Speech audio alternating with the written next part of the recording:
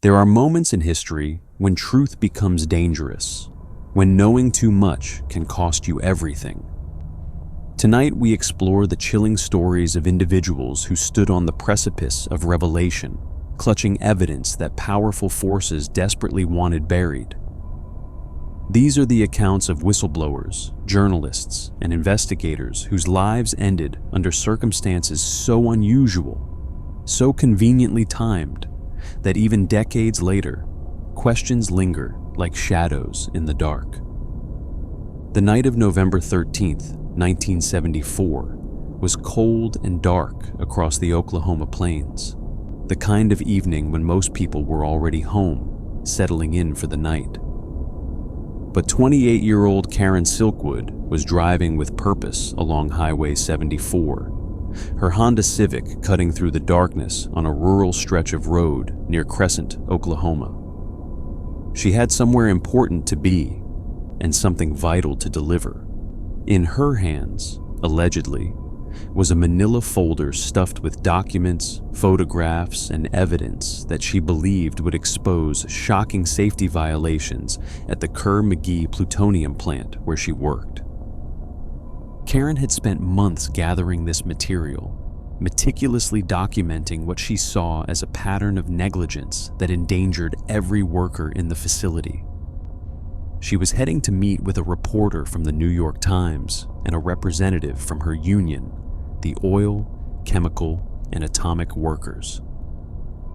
This was supposed to be her moment, the culmination of her crusade to bring attention to what was happening behind the closed doors of one of America's nuclear facilities.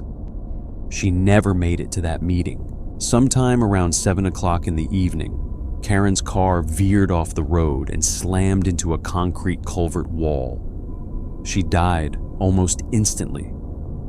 When authorities arrived at the scene, they found her vehicle crumpled against the structure, the evidence of an impact that seemed violent and final. The Oklahoma Highway Patrol quickly concluded that Karen had fallen asleep at the wheel, perhaps influenced by the traces of alcohol and prescription sedatives found in her system during the autopsy.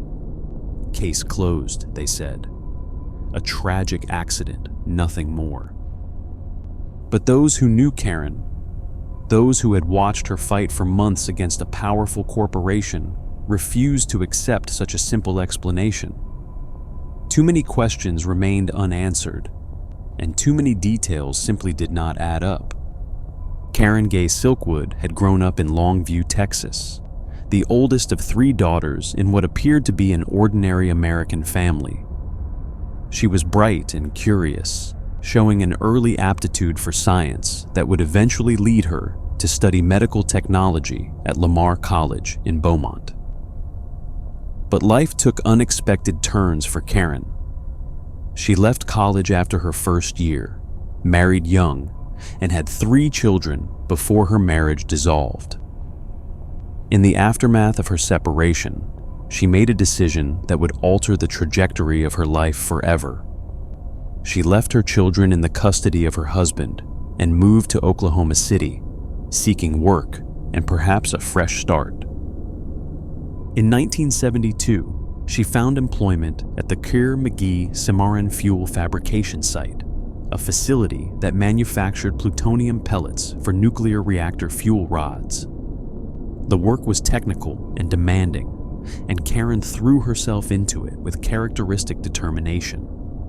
She became a laboratory analyst, responsible for polishing those tiny plutonium pellets that would eventually power nuclear reactors. The job came with risks that were not immediately apparent to many workers, particularly those fresh out of high school who filled many positions at the plant. Karen began to notice things, leaks that went unreported, spills that were hastily cleaned up without proper documentation, co-workers who set off contamination monitors with alarming frequency. The safety protocols that were supposed to protect workers from the invisible menace of radiation seemed to exist more on paper than in practice. What troubled her most was the culture of silence that permeated the facility. Workers who raised concerns were quietly marginalized, managers seemed more interested in meeting production quotas than in addressing potential hazards.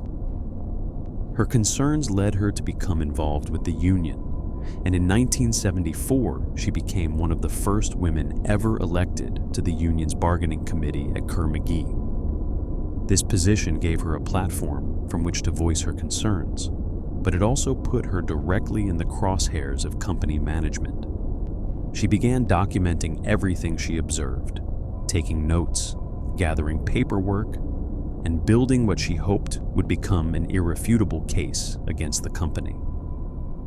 In September of 1974, Karen testified before the Atomic Energy Commission about the safety issues she had witnessed. She spoke about the routine contamination of workers, the falsification of inspection records, and the company's apparent indifference to the well-being of its employees.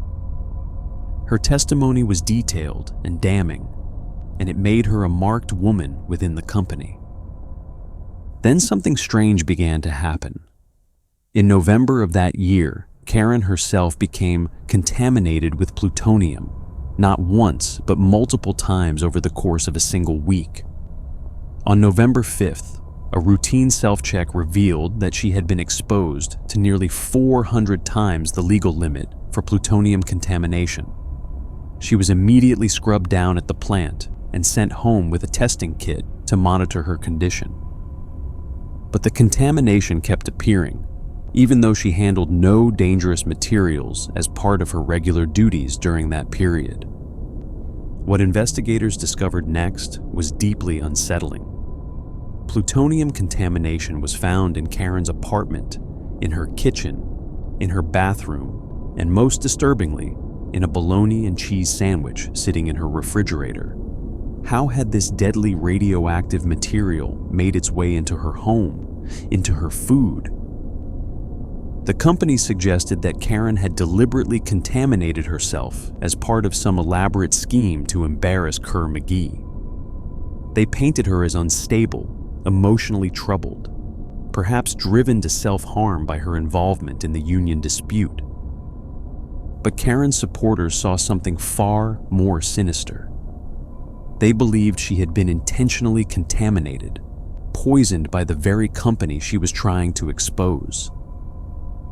The presence of plutonium in her home, in places she could not have accidentally tracked it, suggested that someone had gone to great lengths to harm her, or at least to discredit her claims. Just days after the contamination was discovered, Karen was sent to the Los Alamos National Laboratory for testing. Doctors there found that her exposure was serious enough that cancer was essentially guaranteed at some point in her future. But Karen was not deterred. She continued gathering evidence, continued building her case. She told her union representatives that she had documentation that would prove once and for all that Kerr-McGee was endangering its workers and falsifying safety records.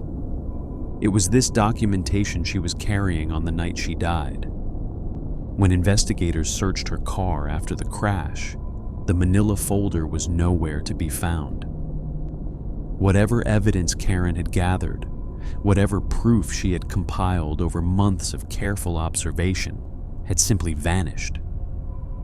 The documents that were supposed to blow the lid off one of America's nuclear facilities disappeared into the night along with her last breath.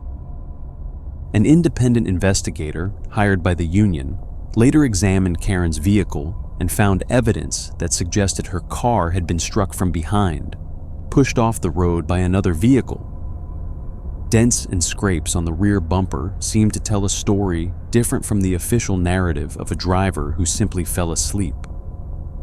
But these findings were disputed, and the official conclusion remained unchanged. The Kerr-McGee plant closed the year after Karen's death, partly because of quality control issues that seemed to vindicate her claims. Westinghouse, which had been purchasing fuel rods from the facility, complained about their poor quality and refused to renew its contract. The problems Karen had warned about were real, even if the full truth of what she knew died with her. Her family filed a lawsuit against Kerr-McGee, not for wrongful death, but for the plutonium contamination she had suffered. The legal battle stretched on for years, with the company's attorneys attempting to paint Karen as mentally unstable, suggesting she had contaminated herself.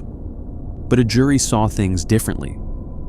They awarded her estate $10.5 million in damages. Though that amount was later reduced on appeal and eventually settled for just over $1 million, the verdict represented a kind of vindication for the young woman who had dared to challenge one of the most powerful industries in America. Decades later, new investigations continue to probe the circumstances of Karen's death. In 2024, 50 years after that November night, investigative journalists uncovered previously unknown recordings and evidence that they claimed shed new light on the case. Hidden tape recordings from a private investigator surfaced, along with previously suppressed documents that suggested the investigation had been compromised from the start. Researchers found connections that stretched far beyond the Oklahoma plant, reaching into the corridors of the FBI and even the CIA. The broader context of Karen's investigation reveals just how high the stakes really were. At the time of her death, the Atomic Energy Commission had determined that approximately 40 pounds of plutonium had gone missing from the Kerr-McGee facility, enough material to fuel several atomic bombs. Where had this plutonium gone? Who had taken it? These questions were never adequately answered, and some researchers have suggested that Karen may have stumbled onto evidence of nuclear smuggling that went far beyond simple workplace safety violations. A biography written by Judge Frank Theus, who oversaw the civil trial following Karen's death, described a meeting with FBI and CIA agents who warned that speaking about the missing plutonium involved spies and counter-spies of the US and some foreign countries, and could damage our national security or that of cooperating nations and their secret operatives. If true, this suggests that Karen's investigation may have touched on matters far more sensitive than defective fuel rods. The question of whether Karen Silkwood was murdered to prevent her revelations from reaching the public remains officially unanswered. But for those who believe that she was silenced, her story serves as a chilling reminder of what can happen when ordinary people dare to speak uncomfortable truths to power. Her legacy lives on, not only in the movie that bore her name and the reforms it helped inspire, but in the continuing struggle of workers everywhere to demand safe conditions and corporate accountability. The summer of 1991 was unusually warm in Martinsburg, West Virginia, a small city nestled in the Blue Ridge foothills where not much seemed to happen. But on the morning of August 10th, two housekeepers at the Sheraton Hotel discovered something that would send ripples through the worlds of journalism and conspiracy research for decades to come. In room 517, they found the body of a 44-year-old man named Danny Casolaro, lying in the bathtub, his wrists slashed with a razor blade. Both arms bore deep wounds, 10 to 12 cuts in total, with one gash so severe it had severed a tendon. The local authorities quickly ruled the death a suicide. There was a note, they said, scrawled in what appeared to be Casolaro's handwriting. It read simply, "To my loved ones, please forgive me, most especially my son, and be understanding. God will let me in." Case closed, they declared, as Danny's body was embalmed before his family could even request an autopsy. But those who knew Danny Casolaro were not buying the official story. His brother Anthony, a medical doctor, was stunned by the conclusion. Danny was not depressive, he insisted. He was upbeat, positive, excited about his work. This was not the type of guy to take his own life. Others who had spoken with Danny in the days before his death painted a similar picture of a man on the verge of a breakthrough, not a breakdown. Joseph Daniel Casolaro had spent the better part of his adult life dabbling in various ventures, from computer industry trade publications to amateur journalism. But in 1990, something changed. He became obsessed with what he called the octopus, a sprawling conspiracy that he believed connected some of the biggest scandals of the 1980s into one vast tentacled network of corruption. At the center of his investigation was the Inslaw affair, a seemingly mundane dispute between a software company and the Department of Justice that Casolaro believed was merely the tip of a massive iceberg. Inslaw had developed a sophisticated database program called Promise, designed to help prosecutors manage their caseloads. The company claimed that the Justice Department had stolen their software and was illegally selling it to foreign governments. But Casolaro thought the truth went much deeper. According to his research, the stolen software had been modified to include a secret backdoor, allowing American intelligence agencies to spy on anyone who used it. He believed the modified Promise had been sold to governments around the world, giving the CIA unprecedented access to the internal workings of foreign police, intelligence, and banking systems. The profits from these sales, he theorized, were being funneled into covert operations that circumvented congressional oversight. From this starting point, Casolaro's investigation spiraled outward like the tentacles of the creature he had named his project after. He began connecting the Inslaw case to the Iran-Contra scandal, to the alleged October surprise that may have delayed the release of American hostages to help Ronald Reagan win the 1980 election, and to the collapse of the Bank of Credit and Commerce International, a financial institution that had laundered money for terrorists, drug dealers, and intelligence agencies alike. The more Danny dug, the more convinced he became that a shadow network of intelligence operatives, organized crime figures, and corrupt politicians had been operating for decades, manipulating events for their own benefit while remaining invisible to the public. He called this network the Octopus, and he was determined to expose it to the world. In the summer of 1990, Danny made contact with a man who would become central to his investigation, a brilliant but troubled computer programmer named Michael Riconosciuto. Riconosciuto claimed to have first-hand knowledge of the Promise conspiracy, asserting that he had personally modified the software to include the surveillance backdoor. He provided Danny with a 12-page memo detailing his allegations, and from that moment forward, Danny was hooked. He spent months conducting interviews, gathering documents, and following leads that took him from Washington to California and beyond. He told friends and family that he was working on the story of the century, a book that would blow the lid off decades of government corruption and covert crime. Publishers expressed interest.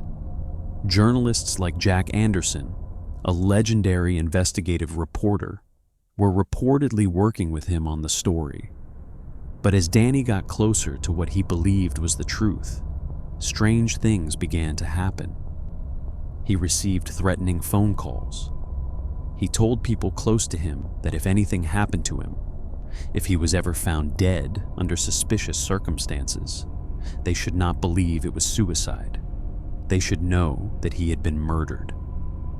On August 5th, 1991, just days before his death, Danny called a retired Army Criminal Investigation Division officer named Bill McCoy. He was excited, claiming that Time magazine had assigned him an article about the octopus. He said he was finally ready to go public with his findings. He was on his way to Martinsburg to meet a source who had promised to provide him with the final piece of the puzzle. Nobody knows who that source was. Nobody knows what Danny learned in Martinsburg, if anything. All we know is that 5 days later, he was found dead in a hotel bathtub, and all of his research materials, the documents and notes he had accumulated over more than a year of investigation, were missing. The circumstances of Danny's death raised immediate red flags for those familiar with his work. The crime scene was cleaned by a professional crew the day after his body was discovered, before a thorough investigation could be conducted. One of those cleaners later recalled seeing 2 bloody towels in the bathroom, suggesting that someone had attempted to clean up blood before the cleaning crew arrived. Danny's fingernails, which might have contained evidence if he had struggled with an attacker, were reportedly damaged or missing. The depth of the wounds on his wrists, particularly the one that severed a tendon, seemed inconsistent with self-inflicted injuries. How does a person continue cutting after severing the tendon that controls their grip? At Danny's funeral, a strange thing happened. A highly decorated military official appeared, someone nobody recognized, and placed a medal on his casket.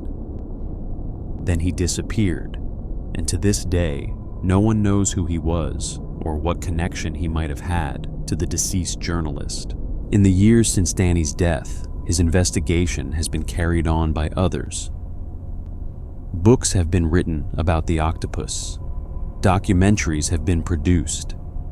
In 2024, Netflix released a series called American Conspiracy: The Octopus Murders, which re-examined the case and attempted to pick up where Danny left off. One of the most intriguing aspects of Danny's investigation was the cast of characters he encountered along the way. Michael Riconosciuto, the brilliant but troubled computer programmer who became one of his primary sources, was himself a fascinating figure. Riconosciuto claimed to have worked on classified projects for various intelligence agencies, and his knowledge of the PROMIS software modification seemed genuine to those who investigated his claims.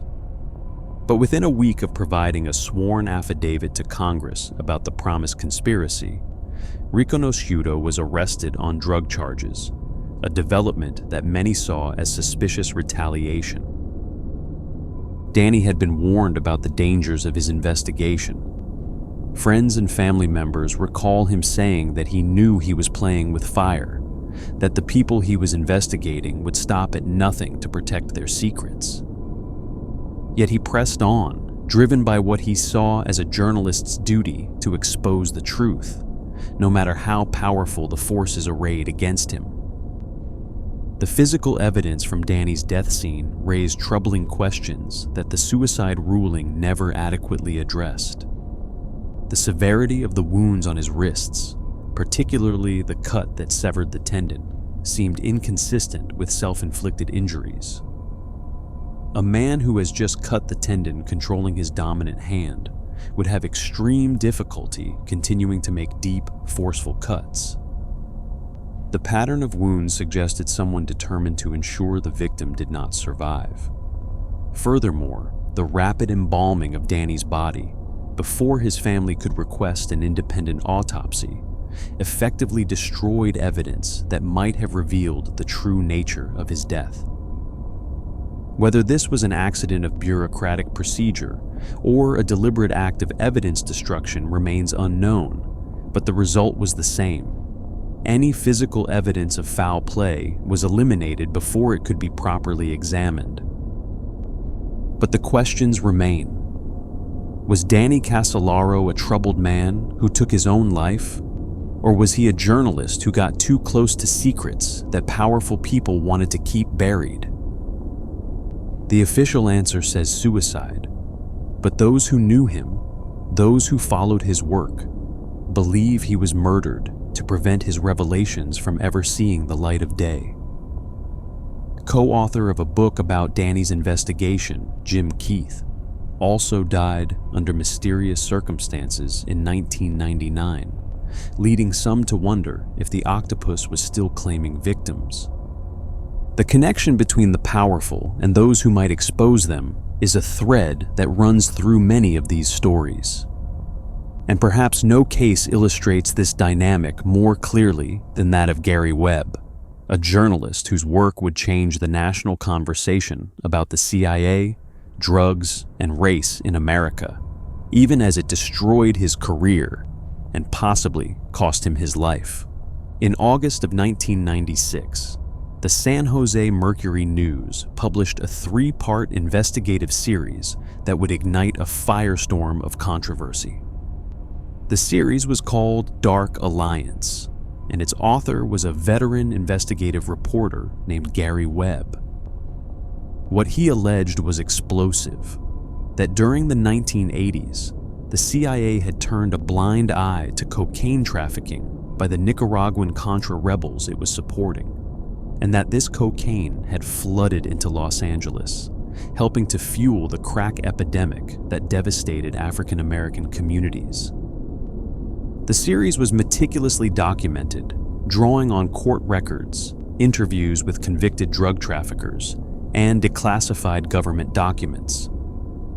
Webb followed the money and the drugs from the jungles of Nicaragua to the streets of south-central Los Angeles, tracing a pipeline that he claimed operated with the knowledge, if not the outright approval, of American intelligence agencies. Gary Stephen Webb was born in 1955 in Corona, California, and came of age during a time when investigative journalism was experiencing a golden era. Watergate had shown that determined reporters could bring down a president, and a new generation of journalists was inspired to dig into the dark corners of American power. Webb was among them.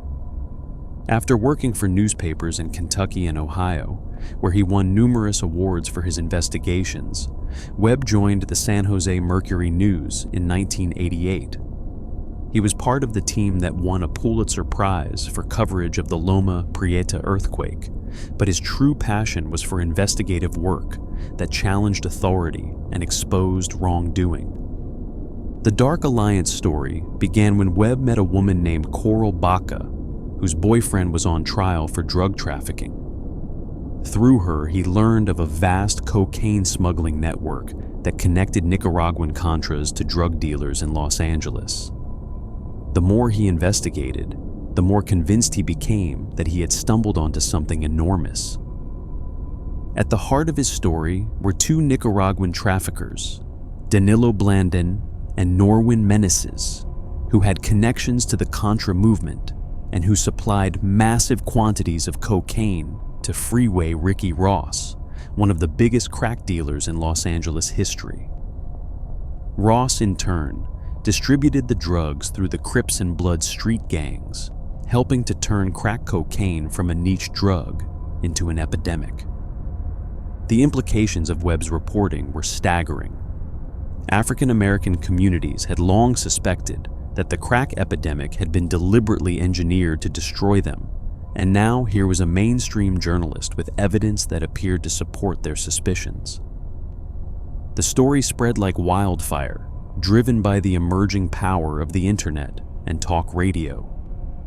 But the reaction from the establishment media was not what Webb expected. Instead of following up on his leads and building on his reporting, the New York Times, the Los Angeles Times, and the Washington Post launched coordinated attacks on the series. They did not challenge his fundamental premise that Contra-connected traffickers had brought cocaine into the United States. Instead, they attacked his claims about the scale of the operation and its connection to the CIA. The backlash was devastating. Under pressure from the national media, the San Jose Mercury News began to distance itself from the story. Webb's editor published a front-page column acknowledging that the series had fallen short of the paper's standards.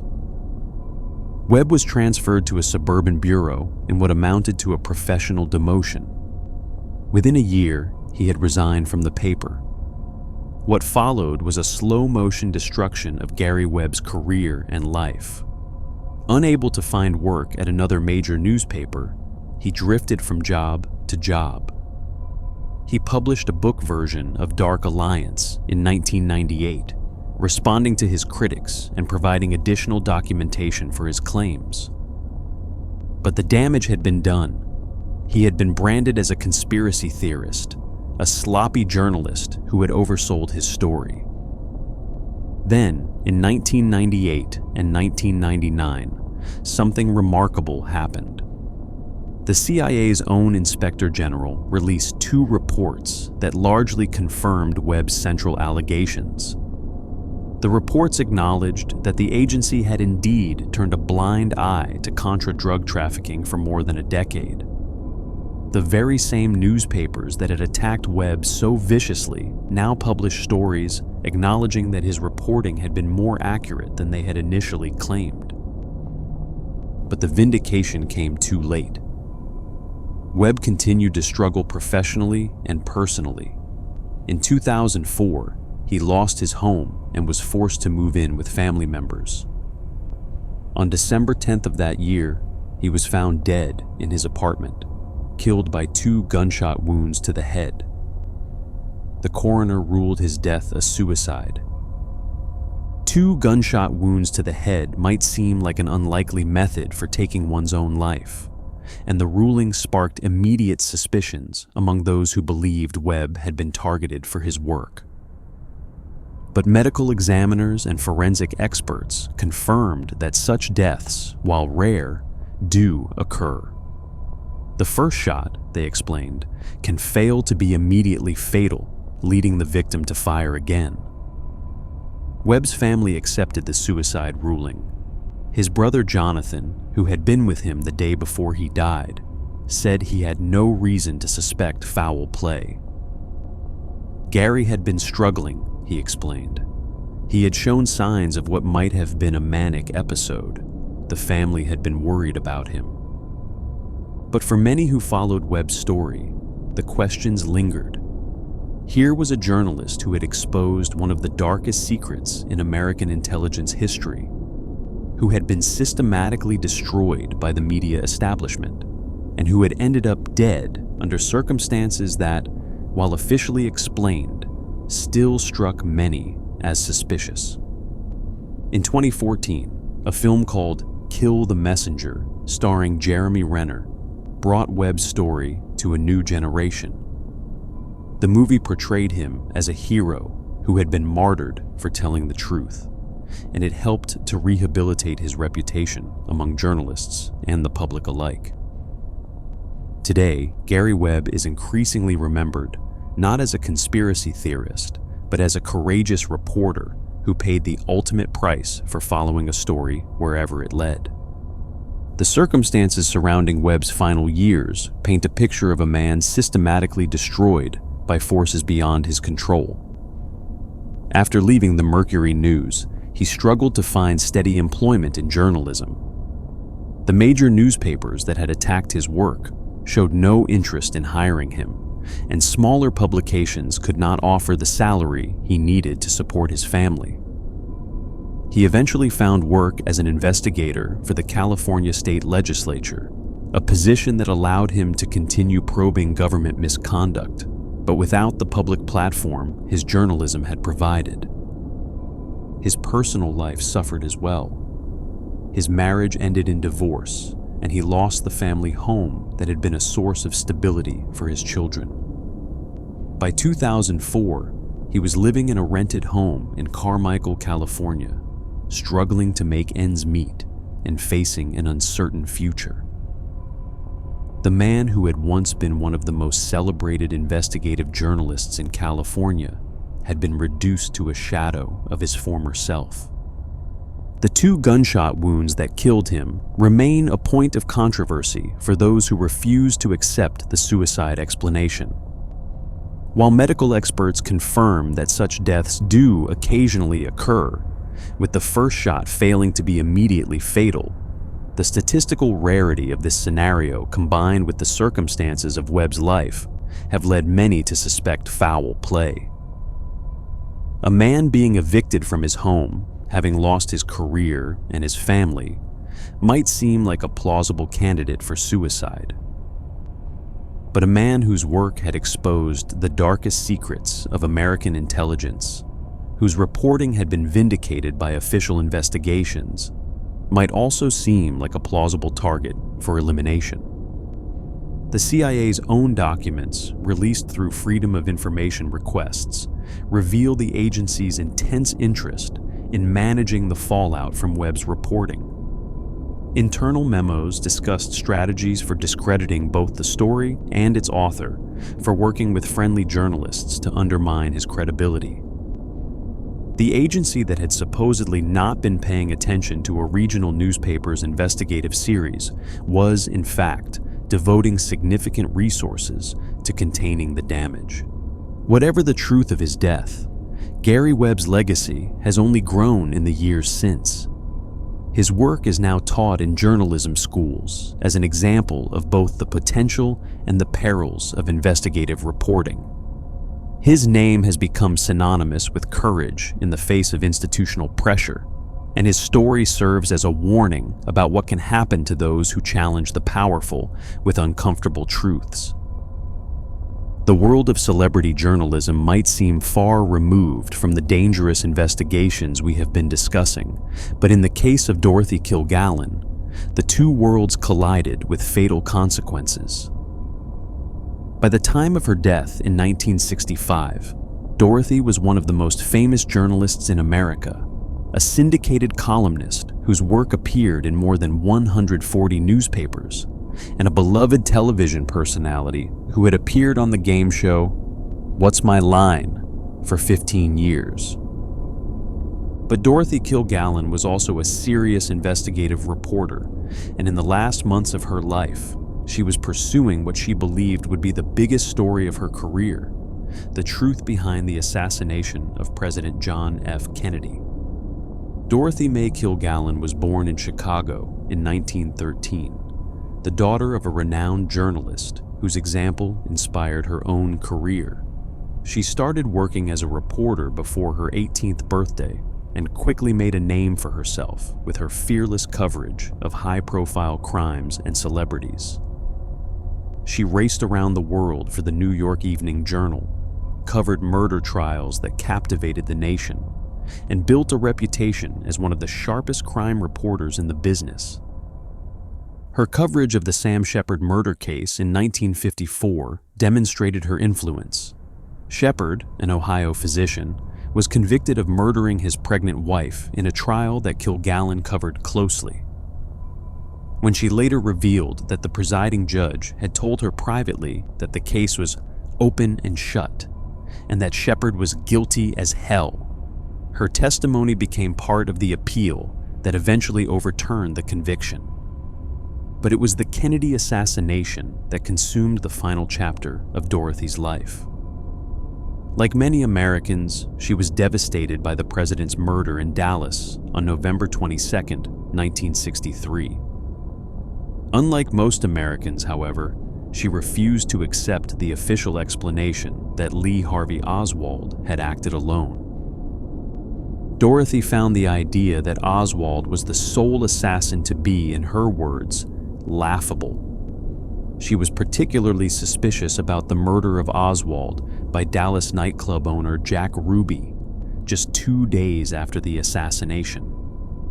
How had Ruby been able to walk into the basement of Dallas police headquarters, past dozens of officers supposedly guarding the most important prisoner in America, and shoot Oswald on live television? She began her own investigation, using her contacts and her press credentials to gain access to sources and information that other journalists could not reach. In February 1964, she secured something remarkable: a private interview with Jack Ruby during his murder trial in Dallas. She sat with him at the defense table during a recess, studying his face, watching his hands tremble as they shook. What Ruby told her during that conversation has never been fully revealed. Dorothy published only a carefully worded account of their meeting, describing his physical appearance and demeanor without disclosing the substance of their discussion. But she told friends and colleagues that Ruby had given her information that would, when she was ready to publish it, blow the case wide open. She also obtained something that no other journalist had: a copy of Jack Ruby's closed-door testimony before the Warren Commission. The transcript had been sealed, intended to remain secret, but Dorothy published portions of it in her column. When asked who had provided it to her, she refused to say, invoking the traditional protection of sources that journalists hold sacred. As the months wore on, Dorothy became increasingly convinced that the Kennedy assassination was the result of a conspiracy. She told her attorney that she was going to break the real story and have the biggest scoop of the century. She told friends that she had determined who was behind the killing and that her findings would shock the nation. She never got the chance to publish what she knew. On the morning of November 8th, 1965, Dorothy Kilgallen was found dead in her Manhattan townhouse. She was sitting up in bed, wearing a blue bathrobe and false eyelashes, her hair held in place by a floral accessory. A book lay open on her lap, and a glass that had contained alcohol sat on the nightstand. The medical examiner ruled that she had died from a combination of alcohol and barbiturates, an accidental overdose. The investigation was perfunctory at best. There was no autopsy performed for several days, and no serious effort was made to investigate whether her death might have been something other than an accident. But the circumstances were strange. Dorothy was found in a bedroom she rarely used, wearing clothes that her friends said she never would have worn to bed. The book on her lap was one she had already finished reading, and her meticulously compiled research into the Kennedy assassination, the documents and notes she had spent months gathering, had completely vanished. Her husband, Richard Colmar, claimed he had not seen the file. Her secretary said she did not know what had happened to it. The research that Dorothy had told so many people would change history simply disappeared, and it has never been found. In the years since her death, investigative authors have tried to piece together what Dorothy knew and who might have wanted to silence her. Mark Shaw, a former criminal defense attorney who has written extensively about the case, believes that Dorothy was murdered to prevent her from revealing the truth about the Kennedy assassination. He points to evidence suggesting that her drink was spiked with drugs, and he identifies a man with whom she was having an affair as a possible suspect. Shaw persuaded the Manhattan District Attorney to open a cold case investigation in 2017, but the inquiry was closed without resolution, citing a lack of evidence that she was murdered.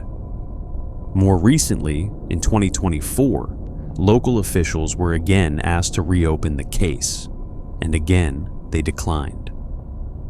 The official story remains that Dorothy Kilgallen died of an accidental overdose, a sad end for a brilliant journalist. But for those who believe she was on the verge of exposing one of the greatest crimes in American history, her death remains one more mystery in a case that has never been fully solved. What makes Dorothy's case particularly compelling is the systematic erasure of her investigation. She had told multiple people that she possessed evidence that would reveal the true nature of the Kennedy assassination, that she knew who was really responsible and why. Yet when she died, every trace of that research simply vanished. No files, no notes, no documents, nothing remained of the work she had devoted the final months of her life to completing. Her friend and fellow journalist Mark Lane, who was himself investigating the Kennedy assassination at the time, recalled their conversations about the case. Dorothy told him, "They've killed the president, and the government is not prepared to tell us the truth." She was determined to find that truth, no matter where it led or whom it implicated. In the years following her death, speculation about her research has focused on several possibilities. Some believe she had uncovered evidence connecting organized crime figures to the assassination, possibly through her interview with Jack Ruby.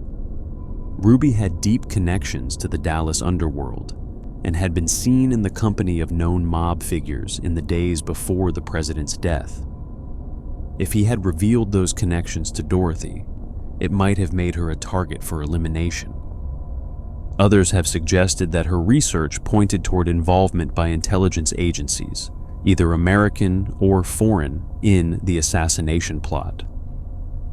Dorothy had sources throughout the government and the intelligence community, and she was known for her ability to extract information from people who should have known better than to talk.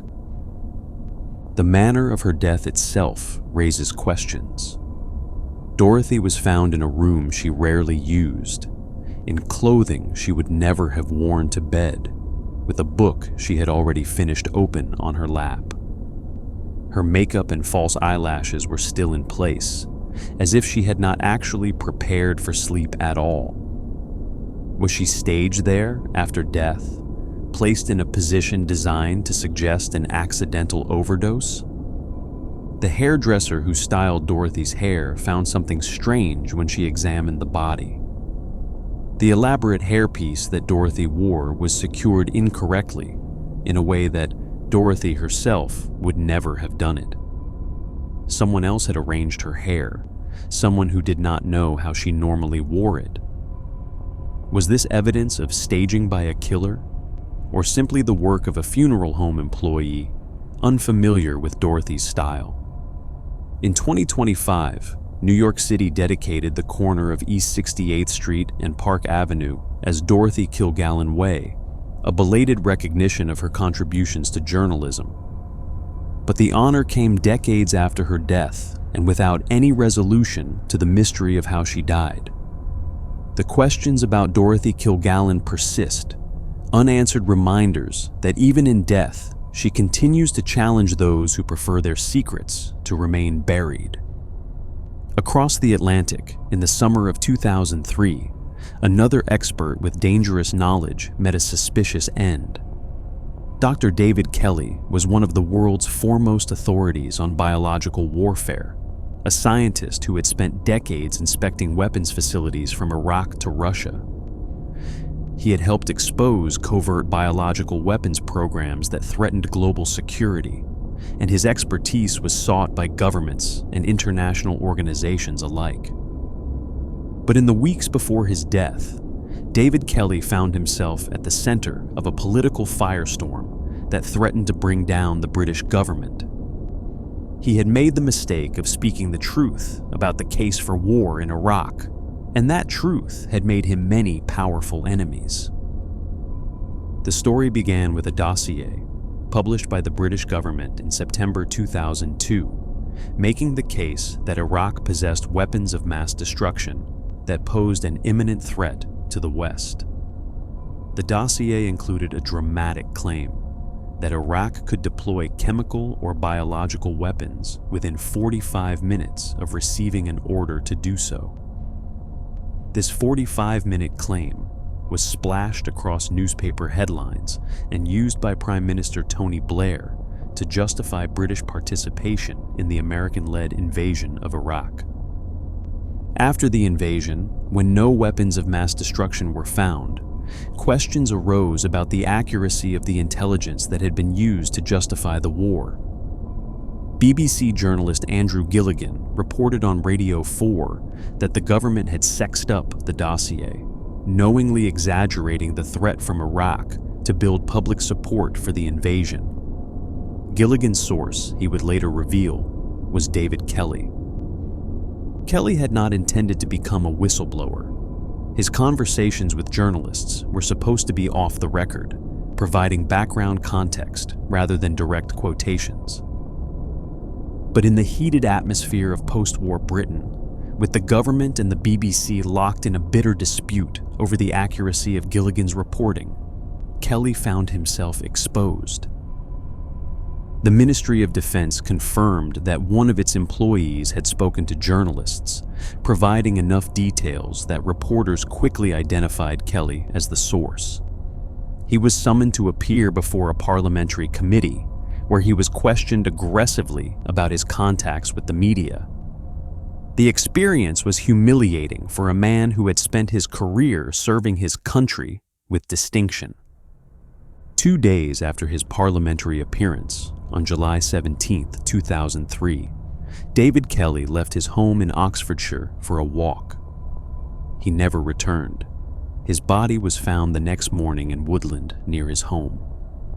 His left wrist had been slashed, and empty packets of painkillers were found in his jacket pocket. The official investigation, conducted by Lord Hutton, concluded that Kelly had committed suicide, overwhelmed by the pressure of his exposure and the destruction of his reputation. The inquiry found no evidence of foul play and no third-party involvement in his death. But from the beginning, there were those who disputed this conclusion. Medical experts questioned whether the wounds on Kelly's wrist could have caused enough blood loss to be fatal. The ulnar artery, which had been cut, is a relatively small vessel, and deaths from cutting it are extremely rare. Some doctors pointed out that almost no blood was found at the scene, which seemed inconsistent with a fatal arterial wound. Kelly's colleagues and friends expressed surprise at the suicide verdict. He had seemed stressed by recent events, but not despairing. He had just booked flights for an upcoming trip and had made plans for the future. The suicide hypothesis, to many who knew him, simply did not fit the man they knew. Norman Baker, a member of Parliament, spent years investigating Kelly's death and published a book in 2007 arguing that he had been murdered. Baker suggested that Kelly may have been killed by Iraqi agents seeking revenge for his role in exposing their weapons programs, and that British authorities had covered up the truth to avoid the political consequences. Others have suggested different scenarios, that Kelly was killed by British intelligence to prevent him from revealing more embarrassing information about the case for war, or that he was the victim of elements within the intelligence community who saw him as a threat to national security. The British government has consistently dismissed these theories. In 2010 and 2011, the Attorney General reviewed the evidence and concluded that there was overwhelmingly strong evidence that Kelly had killed himself. The post-mortem and toxicology reports, released to the public after years of secrecy, appeared to support this conclusion. But the questions have never entirely gone away. Kelly's death came at a moment when the truth about the Iraq War was beginning to emerge, when the justifications for invasion were being exposed as exaggerations or outright fabrications. His silencing, whether by his own hand or another's, ensured that one of the few insiders willing to challenge the official narrative would never speak again. What made David Kelly particularly dangerous to the establishment was not just what he knew, but who he was. He was not a political activist or an anti-war campaigner. He was a scientist, a man who dealt in facts and evidence, whose entire career had been devoted to serving his country's security interests. When such a person spoke critically about the case for war, his words carried a weight that could not easily be dismissed. Kelly had made his doubts known in ways that were carefully calibrated to avoid direct confrontation with his employers. His conversations with journalists were supposed to be off the record, providing context rather than quotations. But in the febrile atmosphere of post-war Britain, even this cautious approach proved fatal to his reputation and perhaps to his life. The treatment Kelly received in the weeks before his death bordered on persecution. He was hauled before parliamentary committees and subjected to aggressive questioning that seemed designed more to humiliate than to illuminate. His superiors at the Ministry of Defense appeared to abandon him, allowing his name to be leaked to the press, and then standing back as his reputation was shredded. An ambassador named David Broucher reported a conversation with Kelly that took on ominous significance after his death. At a meeting in Geneva in February 2003, Kelly had spoken about his concerns regarding the impending war with Iraq. When Broucher asked what would happen if Iraq were invaded, Kelly replied, "I will probably be found dead in the woods." At the time, Boucher assumed Kelly was referring to possible Iraqi retaliation. After Kelly's body was found in woodland near his home, the comment took on a very different meaning. The lack of a proper coroner's inquest into Kelly's death has fueled suspicions that the authorities had something to hide. Lord Hutton's inquiry was a judicial investigation, not a formal inquest, and it did not have the same powers or procedures. Critics have argued that this allowed important questions to go unasked and evidence to remain unexplored. Documents related to Kelly's death were sealed for 70 years, a period of secrecy typically reserved for matters of national security. When some of these documents were finally released in 2010, they seemed to support the suicide conclusion, but did not address many of the anomalies that skeptics had identified. The 70-year seal on the remaining documents ensures that the full truth, whatever it may be, will not be known until most people alive today are long dead. The story of Kelly resonates with another, more recent case, that of journalist Michael Hastings, whose 2010 article for Rolling Stone magazine brought down a 4-star general and made him a marked man in the eyes of the American military establishment. Hastings was 33 years old when he died in the early morning hours of June 18, 2013. His Mercedes-Benz C250 was speeding south on Highland Avenue in Los Angeles when it jumped the median, struck a palm tree, and exploded in a fireball that eyewitnesses compared to a bomb. The car's engine was found more than 50 meters from the main wreckage, ejected by the force of the impact. The Los Angeles Police Department quickly ruled out foul play, concluding that Hastings had been driving at extremely high speed when he lost control of the vehicle. An autopsy revealed traces of methamphetamine and marijuana in his system, and the official conclusion was that the crash had been a tragic accident. But those who knew Hastings and his work found the circumstances deeply troubling. In the hours before his death, he had been behaving strangely, telling friends that he believed he was under government surveillance and that he needed to go off the radar for a while. He had borrowed a neighbor's car because he suspected his own vehicle had been tampered with. He had contacted a WikiLeaks attorney, saying that he was being investigated by the FBI. Michael Hastings had made powerful enemies. His 2010 profile of General Stanley McChrystal, then the commander of American forces in Afghanistan, had revealed a culture of contempt for civilian leadership within the general's inner circle. McChrystal and his aides were quoted mocking Vice President Joe Biden and expressing frustration with President Obama's oversight. The article led directly to McChrystal's resignation and established Hastings as a journalist, willing to challenge the military establishment. He continued that work in the years that followed, investigating the darker aspects of American military operations and the covert activities of intelligence agencies. At the time of his death, he was reportedly working on a story about CIA Director John Brennan and the agency's role in targeting journalists who reported on government secrets. Shortly before his death, Hastings sent an email to colleagues at BuzzFeed, where he was then working, warning that the FBI had been interviewing his friends and associates. "The feds are interviewing my close friends and associates," he wrote. "Also, I'm onto a big story and need to go off the radar for a bit." That email was the last substantial communication many of his colleagues received from him. Within hours, he was dead.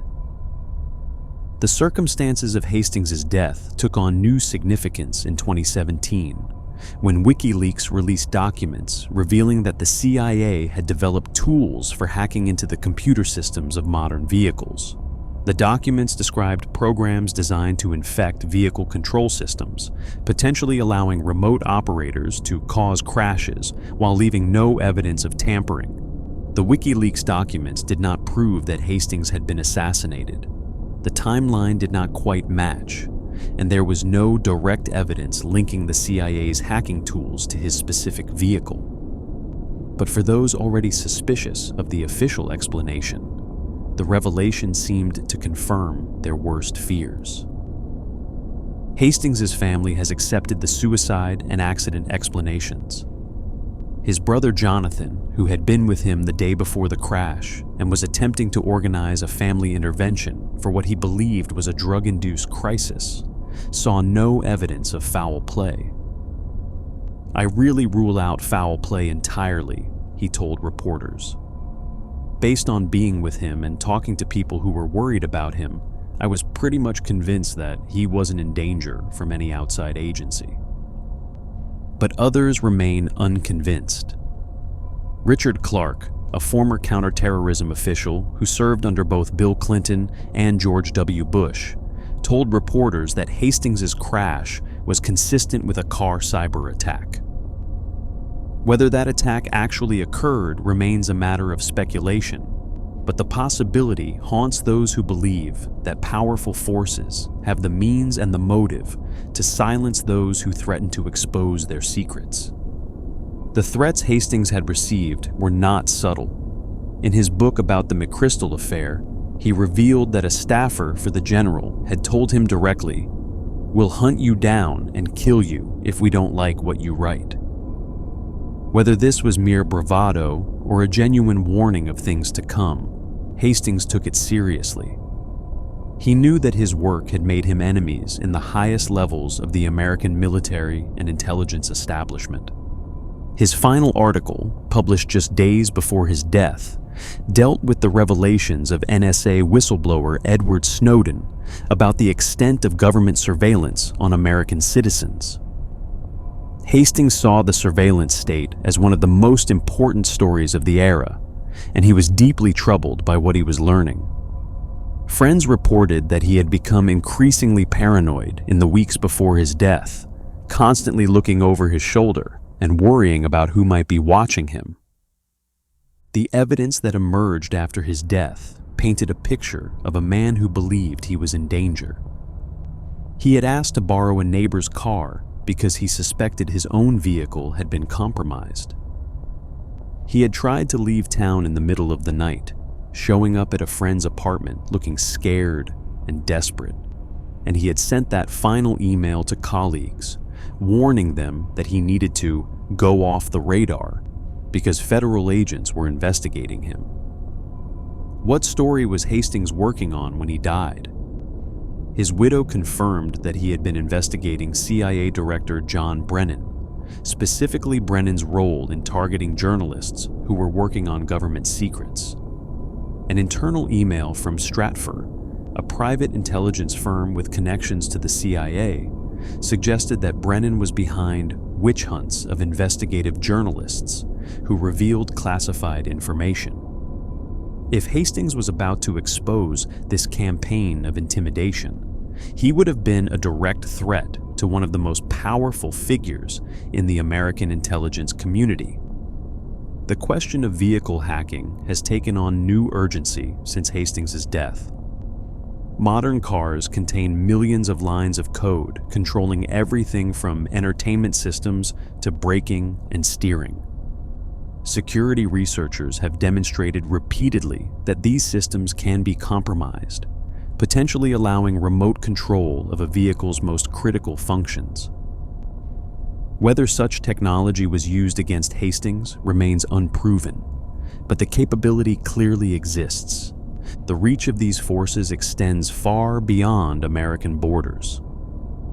In October of 2014, a young American journalist named Serena Shim was covering the brutal conflict along the Turkey-Syria border when her life came to an abrupt and violent end.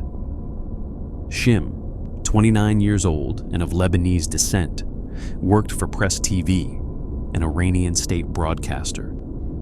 She had built a reputation for fearless reporting from conflict zones, filing stories from Iraq, Syria, Ukraine, and Turkey that often contradicted official Western narratives. In the fall of 2014, she was reporting on the siege of Kobani, a Syrian city on the Turkish border that was under assault by ISIS forces. What she discovered there was explosive. Shim reported that she had obtained footage showing ISIS militants being transported across the Turkish border in trucks belonging to international aid organizations. She claimed that Turkey was actively facilitating the movement of fighters and weapons to the extremist group, even as it publicly claimed to oppose terrorism. Just 2 days before her death, Shim appeared on Press TV to discuss her reporting and the threats she had received. Turkish intelligence, she said, had accused her of being a spy. She was frightened about what they might do to her, but she was determined to continue her work. On October 19, 2014, Shim and her camerawoman were returning to their hotel after filing a report when their vehicle was struck by a cement mixer truck. Shim died at the scene or shortly after. Reports vary on the exact circumstances. Her camerawoman survived but was transported to a different hospital. Turkish authorities quickly blamed the crash on the camerawoman who had been driving. An official report concluded that she had entered an intersection too fast and violated traffic rules.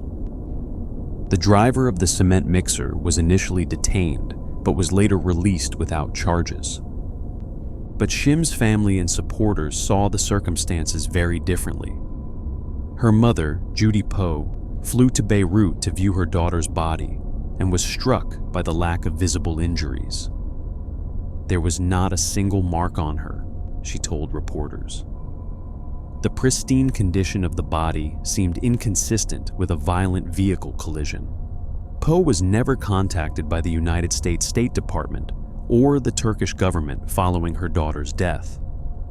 When she pressed for answers, she was met with bureaucratic indifference. The State Department told reporters that it does not conduct investigations into deaths overseas, but would closely monitor any investigation by local authorities. No meaningful investigation ever occurred. The identity and whereabouts of the cement mixer driver remained murky, with conflicting reports about whether he had been arrested or released. No autopsy results were ever made public. The case simply faded from attention, leaving Serena Shim's family with no answers and no justice. Shim has since been memorialized at the Arab American National Museum in Michigan, and an award for uncompromising journalism has been established in her name. But the questions about her death remain. Was she the victim of a tragic accident? Or was she murdered to silence her reporting on Turkey's alleged support for ISIS? The timing of her death, just days after she publicly discussed threats from Turkish intelligence, and the convenient elimination of a journalist who was exposing inconvenient truths about Turkish policy, make the accident explanation hard for many to accept. Yet without a proper investigation, the truth may never be known.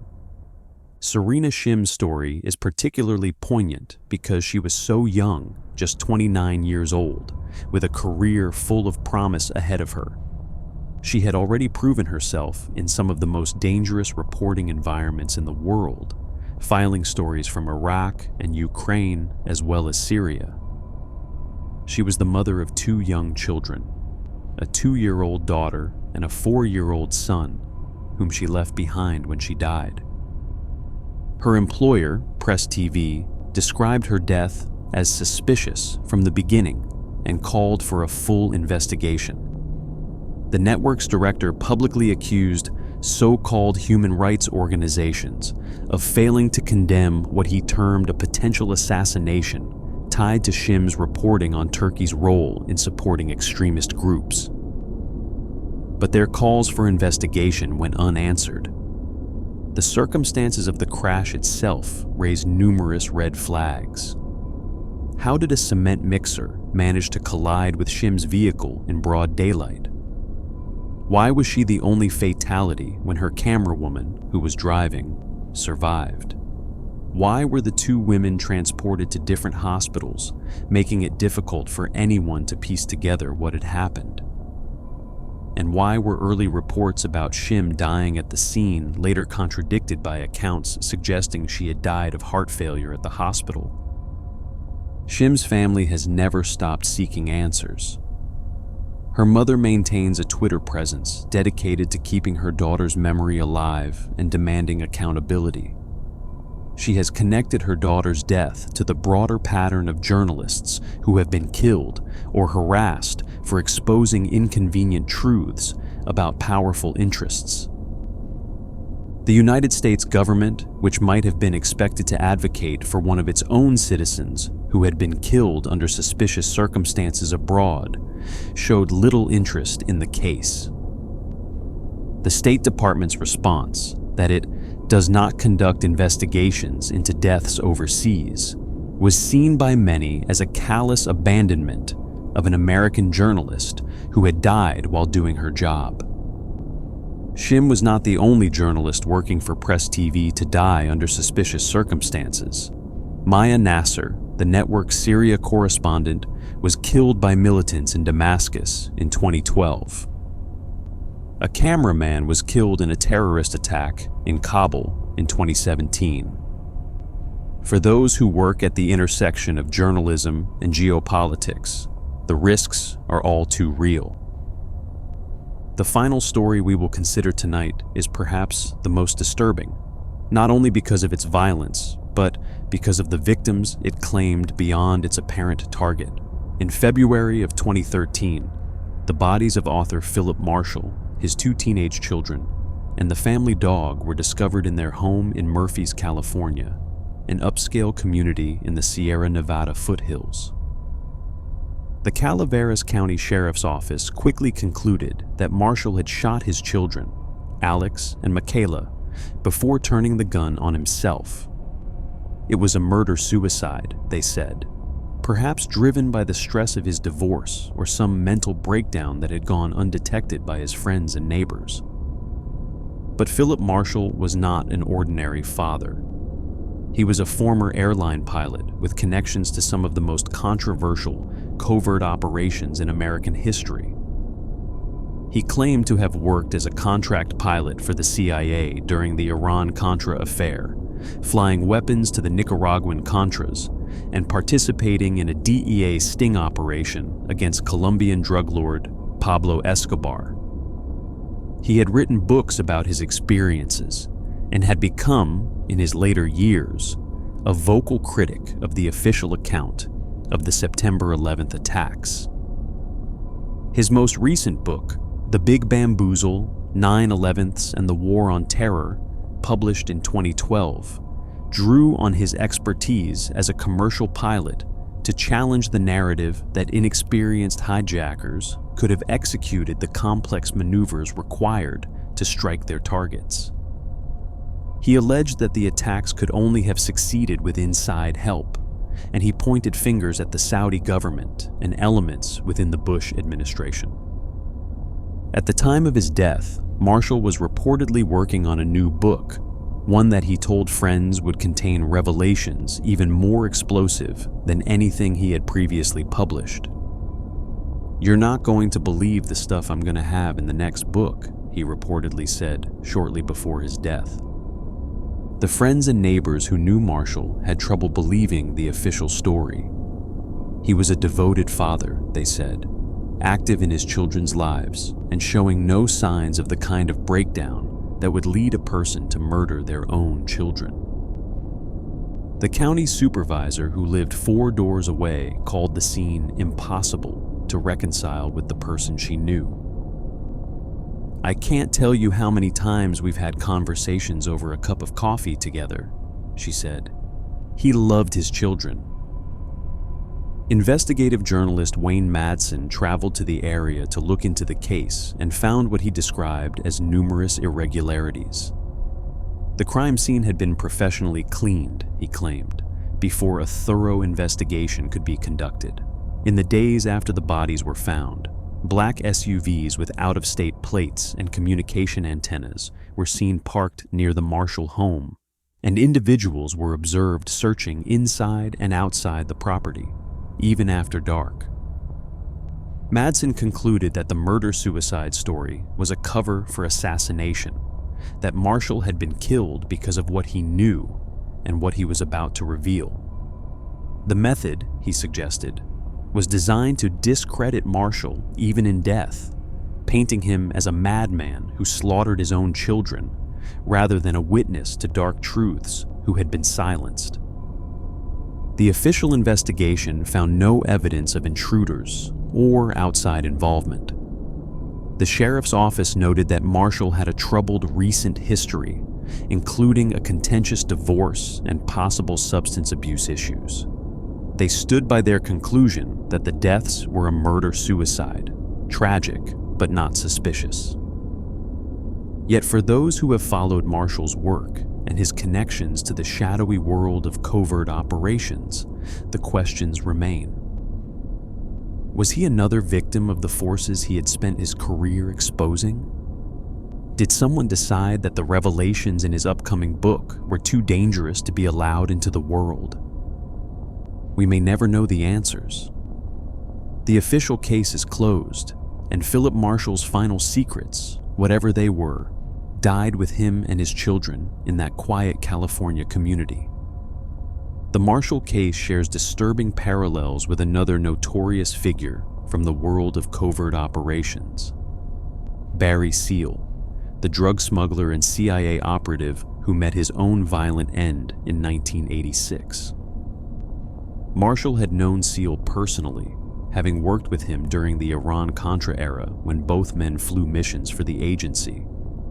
Seal was murdered by Colombian hitmen shortly after becoming a government informant, gunned down while sitting in his car at a Salvation Army halfway house in Baton Rouge, Louisiana.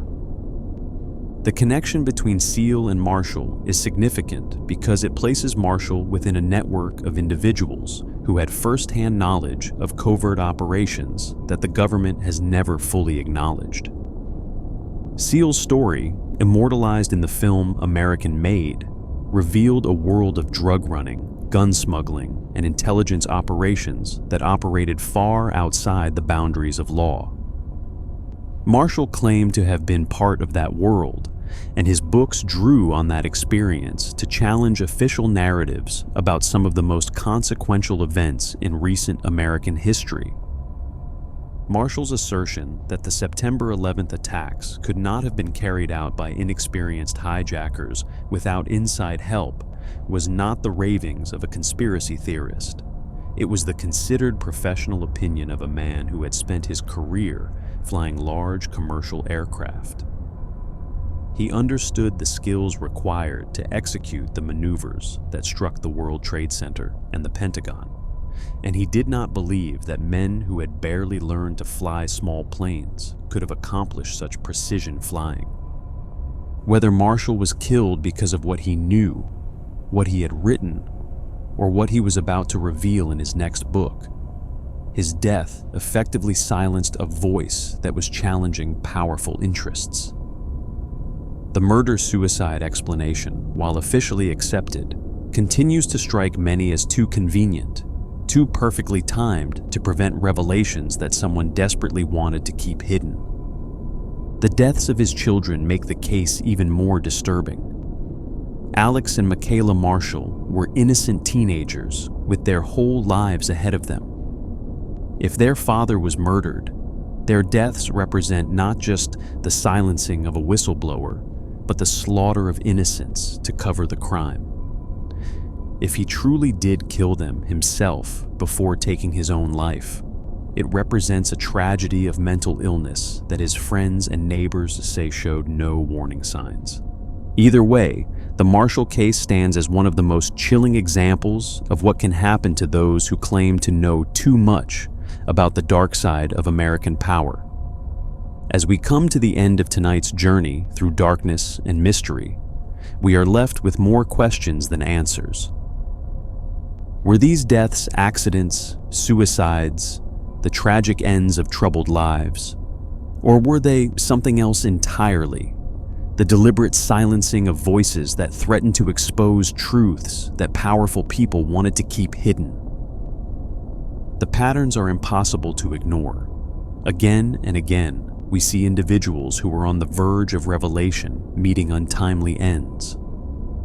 Documents vanish, investigations are curtailed, official explanations are offered that satisfy authorities but leave families and observers unconvinced. Perhaps the most chilling aspect of these cases is how effectively they achieve their apparent purpose. Whatever Karen Silkwood knew about Kerr McGee died with her. Whatever Danny Casolaro learned about the octopus was never published. Dorothy Kilgallen's research into the Kennedy assassination has never been found. The secrets these individuals were carrying were buried along with them.